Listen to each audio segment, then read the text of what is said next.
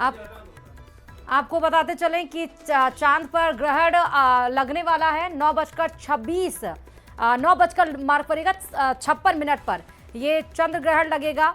और ग्रहण पर मतलब ये 2018 में पूरा चंद्र ग्रहण दिखा था। अब 2025 में जिसको अंग्रेजी में इंग्लिश में जिसको हम लूनर एक्लिप्स कहते हैं, और ये ब्लड मून की तरह दिखेगा। आप सभी को पता है कि चंद्र ग्रहण का मतलब कि जब धरती सूर्य और चंद्रमा के बीच में आके और धरती पूरा का पूरा चंद्रमा को ढक लेती है तो चंद्र ग्रहण पूरा लगता है।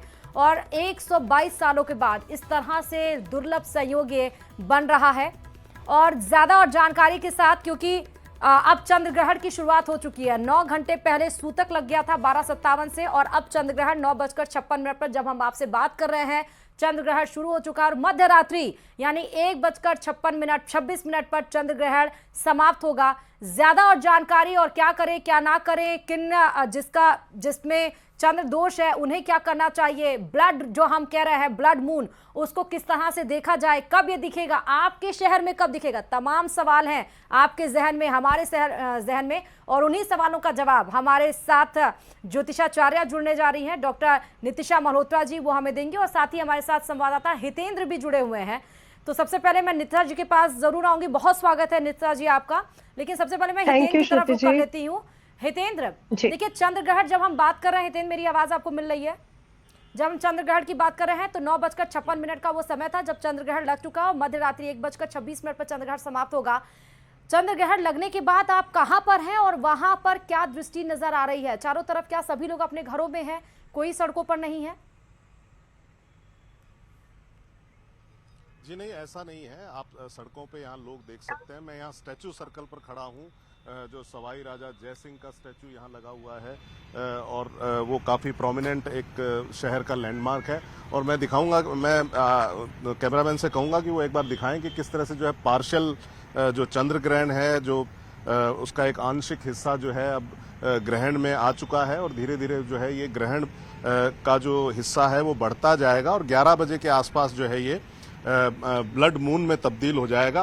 ब्लड मून इसलिए कि इसकी आभा जो है उस वक्त थोड़ी लाल होगी, थोड़ी जो तांबे का रंग है उस तरह की होगी, और वो इसलिए होगी कि जो धरती जब बीच में आती है सूर्य और चंद्रमा के बीच में, तो ये सूर्य ग्रहण होता है, और धरती का जो वायुमंडल है वो पराबैंगनी जो किरणें होती हैं, जो किसी लाइट स्पेक्ट्रम का जो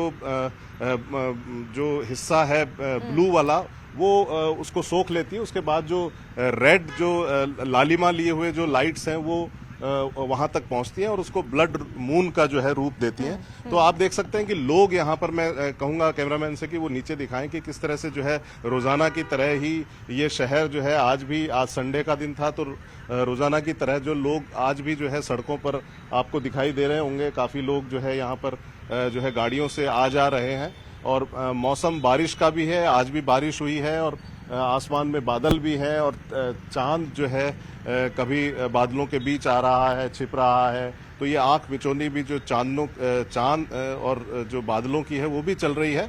इसके अलावा जो है आप देख सकते हैं कि शहर वैसा ही उसी तरह से चल रहा है जिस तरह से 10 बजे संडे के दिन चलता है, किसी भी संडे को, किसी भी रविवार को।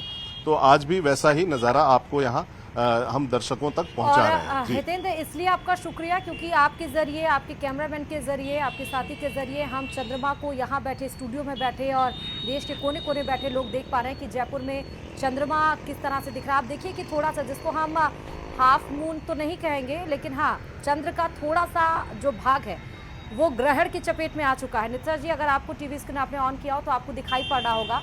और क्योंकि सब लोग टेलीस्कोप के जरिए अब ब्लड मून को देखने की तैयारी कर रहे हैं। पहली बात तो ब्लड मून का समय क्या है नितिशा जी, जरा ये बताइएगा कि कब हम देख पाएंगे ब्लड मून को? जी, ये जो रात की मध्य रात्रि 11:55 54 से शुरू हो रहा है, जब वो ब्लड मून अपनी मतलब पूरी चरम सीमा पर होगा, पूरी प्रकाष्ठा के साथ होगा। 11:44 है, बहुत सुंदर दिखने वाला है, और अभी भी कितना ब्यूटीफुल लग रहा है, और उस समय उसकी सुंदरता कितनी ज्यादा होगी। जी श्रुति जी, मतलब ये भी पॉजिटिविटी है। हालांकि हम ये कहते हैं कि ग्रहण का मतलब ये है कि जब भगवान के ऊपर संकट मंडरा रहा हो, लेकिन और उस समय कहते हैं कि नकारात्मक जो एनर्जीज हैं वो आपके पास चारों तरफ रहती हैं और इसीलिए पॉजिटिव, इसलिए मंत्रों का जाप करना चाहिए, आपको कुछ खाना पीना जी नहीं चाहिए। लेकिन उस बीच में भी आपने जी जो पॉजिटिव बात करी है चंद्रमा को लेकर के, खूबसूरत लग रहा है। ठीक है, जब जी अब हम बात करते हैं, देखिए हम कई दिनों से ये बात करते आ रहे हैं निशा जी कि क्या करना चाहिए। अब चंद्र ग्रहण क्योंकि लग गया है, अब से जो लोग घरों में हैं या जो घरों के बाहर है उन्हें क्या करना शुरू कर देना चाहिए? देखिए, मैं यही कहूंगी कि जाप करिए। अगर कोई भी प्लैनेट किसी भी ऐसी स्थिति में है जहाँ पे उसका अंत और उसकी शुरुआत हो रही है, जहाँ पे वो ग्रसित हो रहा है, जहाँ पे वो किसी भी तरह की पीड़ा में है, अगर आप उसको मंत्र की ताकत देते हो तो उसको ताकत मिलती है और वो आपको आशीर्वाद देता है। इसलिए मंत्र की ताकत बहुत ज्यादा इंपॉर्टेंट है। इसलिए मंत्रों का जाप करिए। और साथ ही साथ देखिए, सुंदर, हम लोग कह रहे हैं कि सच में सुंदर लग रहा है और वो लग भी रहा है, लेकिन एक चीज और भी है। जब किसी की डेथ होती है या जब कोई सेंसिटिव उसमें होता है, तो वो जो ऊर्जाएं निकल रही होती है वो अच्छी नहीं होती है। तो ये जो ऊर्जा निकल रही है, और साइंस भी ये मानता है कि यहाँ पे अल्ट्रावायलेट किरणें निकल रही है जो हमारे लिए उचित नहीं है। राइट। तो ये जो एनर्जी है ये हमारे लिए अच्छी नहीं है, इसलिए ये एनर्जी नकारात्मक भी है।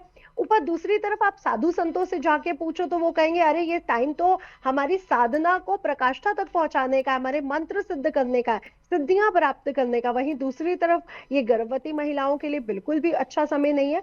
तो बेसिकली ये साधना के लिए बहुत उचित समय है। आप साधना में जाए, आपको ये साधना सिद्धियों की तरफ बढ़ेगी। लेकिन इन साधनाओं का गलत प्रयोग ना करें। सोशल मीडिया के जरिए हम लोग देख के जो गलत साधनाएं कर लेते हैं उसका साइड इफेक्ट भी हमें देखने को मिलता है, इसलिए वो ना करें। और जो लोग सच में मंत्र दीक्षा ले चुके हैं वो अपने मंत्रों के साथ आगे बढ़े। इसका बहुत अच्छा आशीर्वाद और बहुत अच्छी ब्लेसिंग के साथ जुड़ता है, और इसका अंतर आप देख पाते हैं जब आप एक मंत्र साधना में जाते हैं। वहीं दूसरी तरफ कि ये समय अच्छा नहीं है, कोई भी ऐसी घटना है जो आकाश मंडल में अच्छी नहीं हो रही, जो सुनने में ही लग रहा है कि चंद्र को ग्रहण लग रहा है, तो उसकी एनर्जी भी अच्छी नहीं है। इसलिए मंत्रों का जाप करें, मेडिटेशन करें। अगर आप मेडिटेशन करते हो, कुंडलिनी जागृत करते हो, तो इससे आपके चंद्रमा को बल मिलता है और आपका आत्मविश्वास, आपका डिप्रेशन, एंजाइटी दूर होता है, आपका मन स्ट्रांग होता है, क्योंकि चंद्रमा मन के स्वामी है। इसलिए आपका मन स्ट्रांग होता है। इसलिए अपने मन को स्ट्रांग करें इस समय। जी अच्छा, एक सवाल मेरे जहन में आई है, वो ये आया है कि चंद्र ग्रहण या सूतक लगने से पहले मंदिर के कपाट बंद हो गए हैं। ये भी कहा जा रहा है कि घर में आपके मंदिर है और जो मूर्तियां हैं भगवान की उनको भी लाल कपड़ा या पीले कपड़े से ढक दिया जाए।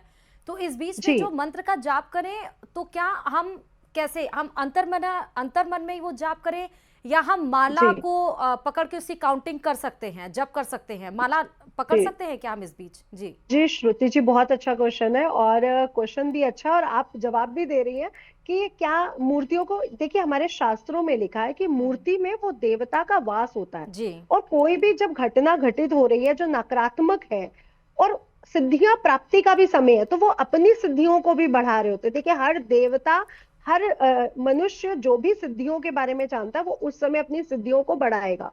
तो देवता भी अपनी पूजा में, अपनी सिद्धियों में चले जाते हैं, इसलिए मूर्तियों को ढक दिया जाता है, क्योंकि वो वैसे ही बहुत सकारात्मक मूर्तियां हैं। और नकारात्मक समय में अगर हम उन्हें छुएंगे तो वो भी नकारात्मक हो जाएंगी, इसलिए ढक दिया जाता है, पर्दे दरवाजे बंद कर दिए जाते हैं।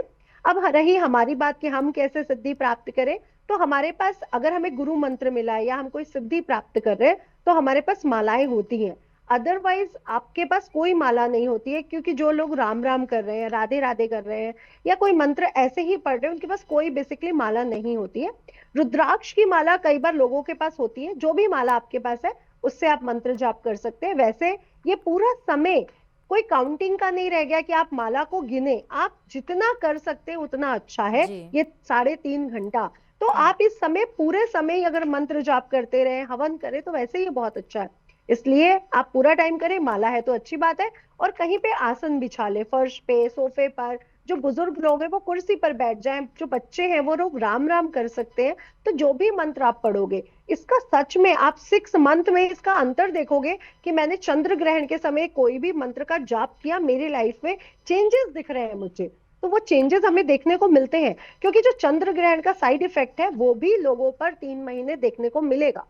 तो मंत्रों का जाप का भी इम्पैक्ट हमें देखने को मिलेगा। जी अच्छा, मंत्रों की जाप हो रही है तो एक सवाल और इससे रिलेटेड है मेरा जो आचार्य जी, वो ये कि मंत्रों का जाप बहुत बार हमने देखा है कि बोल के किया जाता है, आपके मुंह से आवाज आती है, आप जो भी मंत्र जाप करते हैं, काउंटिंग चैंटिंग करते हैं, तो क्या जी इस समय चंद्र ग्रहण में भी हमें वैसे बोल के ही करना है या अंतर्मनः में ही ये मंत्र का जाप करना है, आवाज मुंह से नहीं निकालनी है? देखिए, मंत्र को 3 तरह से जी जपा जाता है और जी। कुछ मंत्रों के लिए विशेष कहा जाता है, जिससे गायत्री मंत्र है कि हम्म, सुबह के समय तो आप बोल सकते हैं, शाम के समय सूर्यास्त के बाद आप उसका उच्चारण नहीं कर सकते, जी मन में कर सकते हैं। जी। तो हर मंत्र की एक अपनी विधि और अपनी एक उसकी वो है। तो आप, क्योंकि ये मन को, हमारे मन को वो लग रहा है, तो मन में अगर हम किसी भी मंत्र का जाप करते हैं तो यहाँ पर मन से किया गया जाप, जो मानसिक पूजा है उसका प्राविधान है। जो हम्म बोलकर की जाने वाली पूजा है उसका प्राविधान नहीं है। हम्म दूसरा मैं कहना चाहूंगी कि हर मंत्र जब जितना ज्यादा नाभि से बोला जाएगा वो उतना ऊर्जात्मक हो जाएगा, और कोई मंत्र अगर गले में यानी मन में बोला जाएगा वो नाभि से कम ऊर्जात्मक होगा। और जो मंत्र मन मुंह से बोला जाता है, क्योंकि गुरु मंत्र और जो विशेष मंत्र होते हैं वो मुंह से नहीं बोले जा सकते, इसलिए उसकी ऊर्जा और कम हो जाती है। हाँ, नॉर्मल जो चीजें हैं, ओम नमः शिवाय, हनुमान चालीसा, वो आप बोल बोल के कर सकते हैं, लेकिन हर मंत्र बोल के नहीं किया जा सकता। और इसलिए आज की रात को भी मन के देवता की पूजा कर रहे तो मानसिक मंत्रों का जाप करिए, मानसिक पूजा करिए। जी। जैसे गणेश चतुर्थी के दिन एक विशेष भगवान गणेश जी की एक मंत्र का जाप होता है, तो चंद्र ग्रहण के दिन भी क्या कोई विशेष मंत्र का जाप है निशा जी? जी, जैसे चंद्र को ग्रहण लग रहा है तो हम्म ओम श्राम श्रीम श्रोम सहा चंद्रमसे नमः का आप जाप कर सकते हैं। ओम सोमाय नमः का जाप कर सकते हैं। ओम चंद्रशेखराय नमः का जाप कर सकते हैं। ओम चंद्राय नमः का जाप कर सकते हैं। वैसे उसका जो वैदिक मंत्र है वो ओम श्राम श्रीम श्रोम सा चंद्रमसे नमः है, इसका जाप करिए। अदरवाइज आप ओम नमः शिवाय, क्योंकि चंद्र देवता शिव जी से जुड़े हुए, उन्होंने जी। अपने मस्तक पे उनको धारण किया हुआ है, हम्म तो उनका भी जाप कर सकते हैं।